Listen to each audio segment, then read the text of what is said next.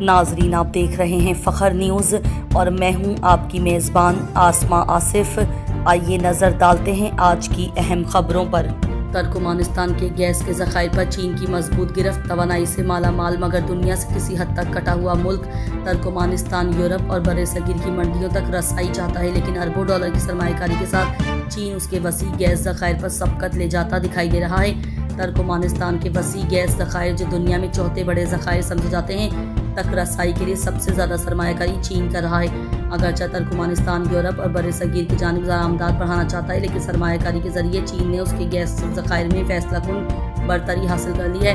Turkmenistan کے وسیع و عریض ریگستان میں کالگنیش نے بہت بڑی گیس فیلڈ پر چینی انجینئر دن رات کام کر رہے ہیں۔ ایران امریکہ جنگ، مشرق وسطی کی خلیجی ریاستوں سے 10 لاکھ سے زائد بھارتی تارکین وطن کی واپسی۔ ایرانی جنگ کے باعث ہزاروں بھارتی مزدور خلیجی ممالک میں اپنی نوکریاں چھوڑ کر وطن واپس آنے پر مجبور ہو گئے ہیں۔ ان کا مستقبل غیر یقینی ہے اور اب خود بھارت بھی اس کے معاشی اثرات محسوس کر رہا ہے۔ پاکستان پیپلز پارٹی PPP کے MNA میر اعجاز جکھرانی کے صاحبزادے زید حسین جکھرانی کراچی کے ایک نجی اسپتال میں انتقال کر گئے۔ انا للہ و انا الیہ راجعون۔ مرحوم گزشتہ چند روز سے مقامی ہسپتال میں زیر علاج تھے۔ ان کے انتقال کی خبر سے سیاسی و سماجی حلقوں میں گہرے دکھ اور افسوس کی لہر دوڑ گئی ہے۔ ان کی نماز جنازہ و تدفین آبائی شہر جیکوباد میں ادا کر دی گئی۔ 28 اپریل کو دنیا بھر میں بنیادی طور پر عالمی یوم تحفظ و صحت برائے کام، world day for safety and health at work منایا جاتا ہے۔ یہ دن ہر سال 28 اپریل کو منایا جاتا ہے۔ اس کا بنیادی مقصد کام کی جگہوں پر حادثات، بیماریوں اور اموات کی روک تھام کے بارے میں آگاہی پیدا کرنا ہے۔ اقوام متحدہ اور انٹرنیشنل لیبر آرگنائزیشن ILO اس دن کو فروغ دیتی ہے۔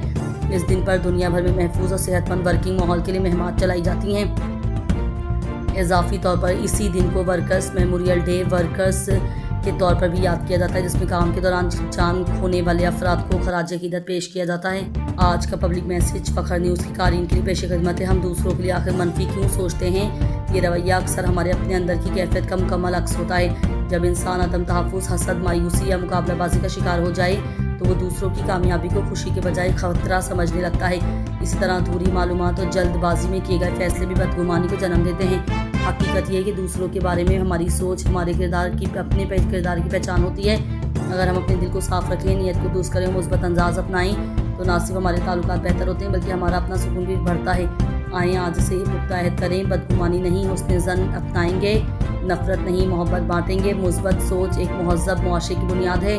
فخر نیوز ہمیشہ اپنی مثبت سوچ کو اجاگر کرنے میں اپنا کلیدی کردار ادا کرتا رہے گا۔ اسلام آباد اور اس کی گرد و نواح میں زلزلے کے جھٹکے محسوس کیے گئے ہیں، جس کے باعث شہریوں میں خوف و ہراس پھیل گیا ہے۔ ابتدائی اطلاعات کے مطابق زلزلے کے جھٹکے اسلام آباد کے علاوہ راولپنڈی، مری، اٹک اور خیبر پختونخوا کے بعض علاقوں میں بھی محسوس کیے گئے۔ لوگ کلمہ طیبہ کا ورد کرتے ہوئے گھروں اور دفاتر سے باہر نکل آئے۔ زلزلہ پیما مرکز کے مطابق زلزلے کی شدت ریکٹر اسکیل پر درمیانی نوعیت کی بتائی جا رہی ہے، جبکہ اس کی گہرائی اور مرکز کے حوالے سے مزید تفصیلات جمع کی جا رہی ہیں۔ تاحال کسی جانی یا مالی نقصان کی فوری اطلاع موصول نہیں ہوئی، تاہم ریسکیو اور ادارے ہائی الرٹ پر ہیں اور صورتحال کی نگرانی جاری ہے۔ ماہرین کے مطابق آفٹر شاکس بعد کے جھٹکے آنے کا بھی امکان موجود ہے، لہٰذا شہری احتیاطی تدابیر اختیار کریں اور غیر ضروری طور پر عمارتوں میں داخل ہونے سے گریز کریں۔